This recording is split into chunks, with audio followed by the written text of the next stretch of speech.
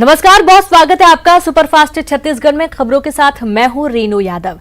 राज्यसभा चुनाव के लिए छत्तीसगढ़ से कांग्रेस उम्मीदवार फूलोदेवी नेताम और केटीएस तुलसी ने अपना नामांकन दाखिल कर दिया है और इस दौरान मुख्यमंत्री भूपेश बघेल सहित मंत्रिमंडल के सदस्य और प्रदेश कांग्रेस प्रभारी पीएल पुनिया मौजूद रहे। बीजेपी के चुनाव नहीं लड़ने की घोषणा के बाद से ही दोनों ही उम्मीदवारों को निर्विरोध निर्वाचित होना तय है। वहीं 26 मार्च को परिणामों की घोषणा की जाएगी।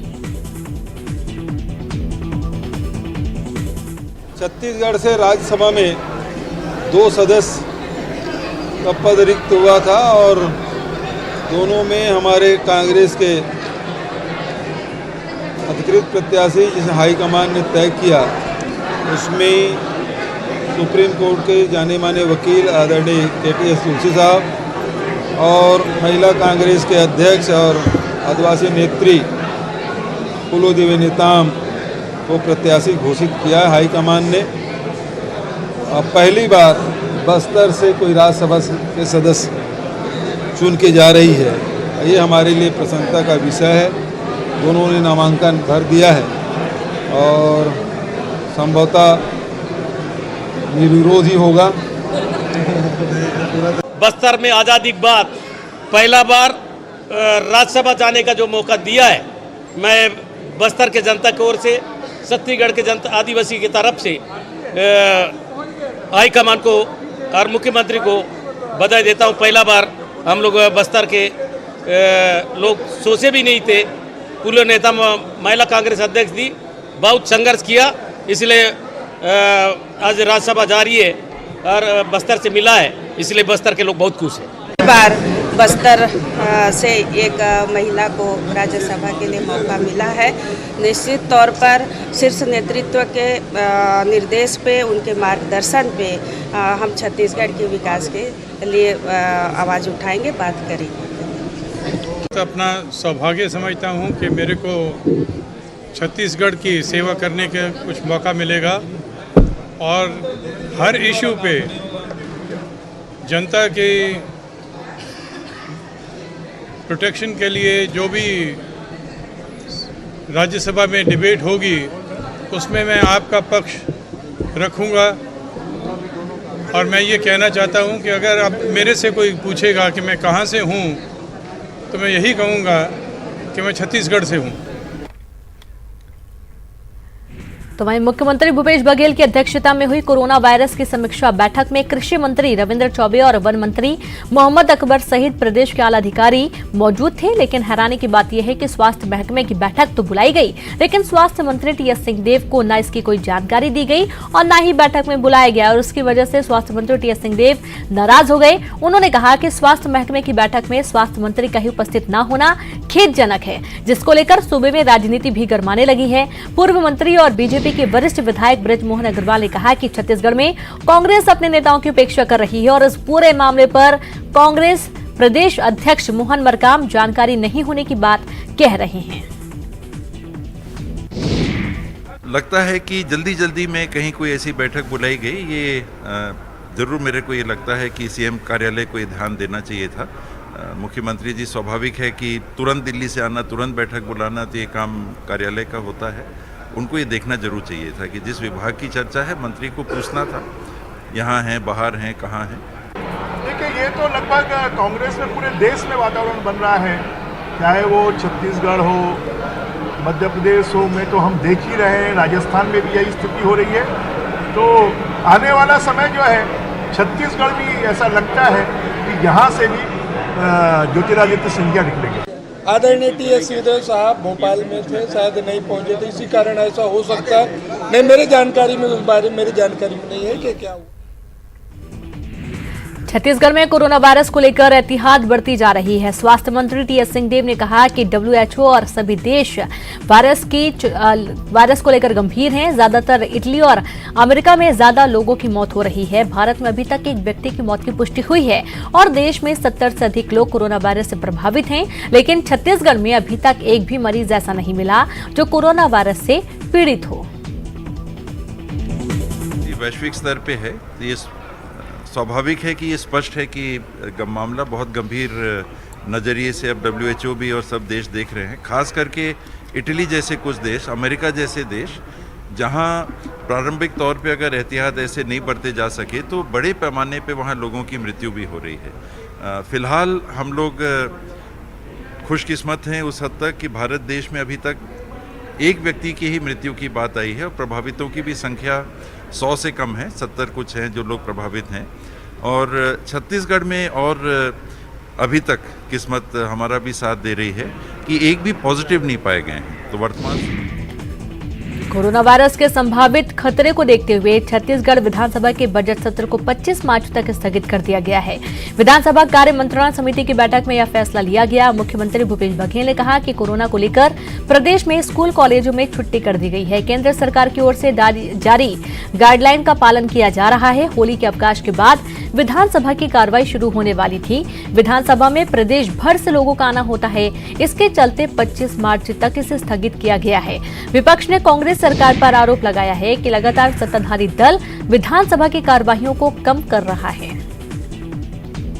विधानसभा में बड़ी संख्या में पूरे प्रदेश भर के लोग आते हैं और इसलिए आज कार्य मंत्रणा समिति की बैठक आयोजित की गई। हालांकि कार्य मंत्रणा समिति की बैठक के फैसले विधानसभा के भीतर ही अध्यक्ष जी घोषित करते हैं, लेकिन अभी जो परिस्थिति है उसमें हम लोगों ने प्रस्ताव रखा कि इसे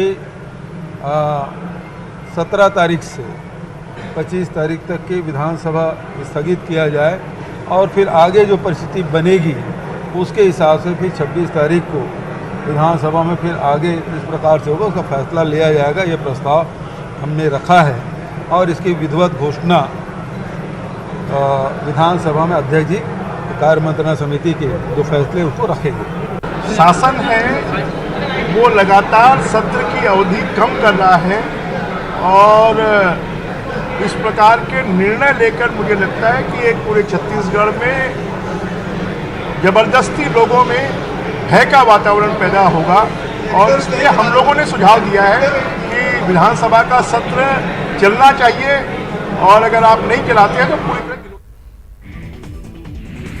नोवल कोरोना वायरस के संभावित संक्रमण से बचने के लिए प्रदेश सरकार गंभीर है। बस्तर के डिमरापाल मेडिकल कॉलेज में एक संभावित मरीज आया है जिसे आइसोलेशन वार्ड में रखा गया है।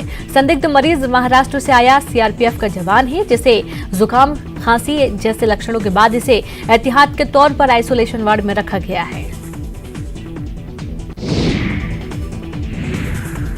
तो प्रदेश भर के आंगनबाड़ी केंद्रों में छुट्टी। स्कूल आंगनबाड़ी केंद्रों में 31 मार्च तक छुट्टी दे दी गई है। पोषण पखवाड़ा के सभी कार्यक्रम रद्द कर दिए गए हैं। रेडी टू ईट का वितरण रहेगा जारी। महिला एवं बाल विकास विभाग ने निर्देश जारी किए हैं। कोरोना की रोकथाम के लिए पहल। Library, gym, swimming pool, water park बंद कर दिए गए। 31 मार्च तक के लिए सभी को बंद किया गया है। नगरीय प्रशासन विभाग ने आदेश जारी किया। नगर निगमों, पालिकाओं को लिखा गया पत्र। आदेश को कड़ाई से पालन कराने का निर्देश दिया गया। रायपुर नगर निगम के बजट पर एमआईसी ने अपनी मुहर लगाई है। शुक्रवार को निगम मुख्यालय में महापौर एजाज ढेबर की अध्यक्षता में एमआईसी की बैठक रखी गई थी जिसमें शहर विकास के 20 एजेंडों पर चर्चा हुई, जिसमें मुख्य रूप से बजट को एमआईसी की मंजूरी दी गई। वहीं राजधानी में कोरोना वायरस के संक्रमण को रोकने के लिए 98 लाख रुपए से सार्वजनिक जगहों पे स्प्रे करने का प्रस्ताव भी एमआईसी में पास हुआ है। इसके अलावा गर्मी में 405 रुपए की दर से किराए के टैंकर चलाने का प्रस्ताव पास किया गया। बैठक में डूमर तराई में बाजार के सामने नया व्यावसायिक कॉम्प्लेक्स बनाने का फैसला भी लिया गया और सफाई का ठेका लेने वाली राम की कंपनी की निगरानी के लिए एजेंसी नियुक्त करने का प्रस्ताव भी पास हुआ है। इसके साथ ही मच्छरों का आतंक कम करने के लिए 10 फॉगिंग मशीन खरीदने का भी फैसला लिया गया। राजनांदगांव जिले में धर्मनगरी डोंगरगढ़ में मां बमलेश्वरी मंदिर में नवनिर्मित उड़न खटोले के लोकार्पण कार्यक्रम में मुख्यमंत्री भूपेश बघेल, गृह मंत्री ताम्रध्वज साहू और जिले के प्रभारी मंत्री मोहम्मद अकबर ने शिरकत की।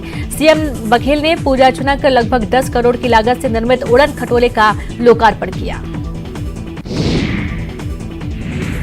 राजधानी रायपुर में भाटा गांव के एक क्लिनिक में डॉक्टर की हत्या कर फरार 4 आरोपियों को पुलिस ने गिरफ्तार कर लिया है। आरोपी दीपक विश्वकर्मा, योगेश यादव, संजय ध्रुव और अरुण ध्रुव को पुलिस ने गिरफ्तार कर लिया। इनमें से एक आरोपी को पुलिस ने हत्या के कुछ घंटे बाद ही गिरफ्तार किया था, जबकि 3 आरोपी घटना के बाद फरार हो गए थे। आपको बता दें कि चारों युवक डॉक्टर जीवन जल छतरी के घर के पास के ही हैं। होली के दिन किसी बात को लेकर डॉक्टर और इन चारों युवकों में विवाद हो गया था, जिसके बाद से युवक शाम को डॉक्टर जीवन की हत्या करने का प्लान बनाया गया और दूसरे दिन शाम 5 बजे क्लिनिक पहुंचे और डॉक्टर पर चाकू से ताबड़तोड़ वार कर घायल कर दिया।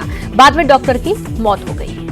आसपास के टीवी सीसीटीवी फुटेज खंगाला गया, उसमें चारों लोगों का वहाँ पे जाना दिखा और त्वरित उनकी आइडेंटिफाई करके उनकी घेराबंदी की गई और इनको रात में ही पुलिस हिरासत में ले लिया गया था और उन्होंने प्रारंभिक पूछताछ में जुर्म स्वीकार किया। सुकमा में 8 लाख के इनामी समेत 3 नक्सलियों ने सरेंडर कर दिया है। सभी नक्सलियों ने एसपी शलभ सिन्हा, एएसपी सिद्धार्थ तिवारी और सीआरपीएफ 226 के अधिकारियों के समक्ष तीनों नक्सलियों ने आत्मसमर्पण किया। तीनों में से प्रमुख प्लाटून 26 में डिप्टी कमांडर बागा उर्फ बादल पिछले कई सालों से नक्सल संगठन में काम कर रहा था। उसके साथ उसकी पत्नी कमली, जो प्लाटून 24 में सेक्शन बी की सदस्य है, उस पर 5 लाख का इनाम घोषित था, जबकि मडकम बीजू पर 2 लाख रुपए का इनाम घोषित था।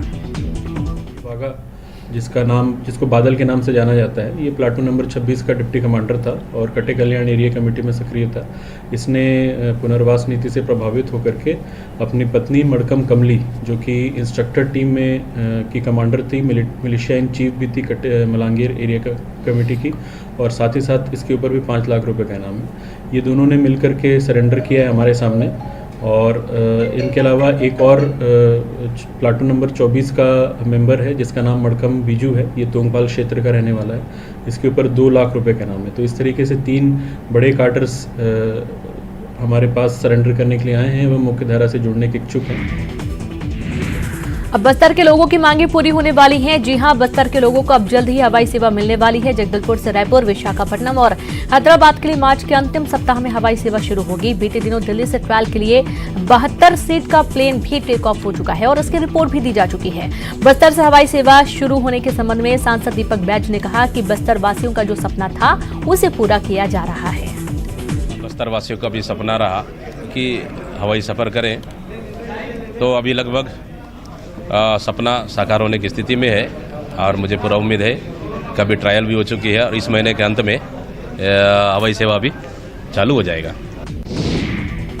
और यहाँ पर वक्त एक ब्रेक का है, हम जल्द हाजिर होंगे।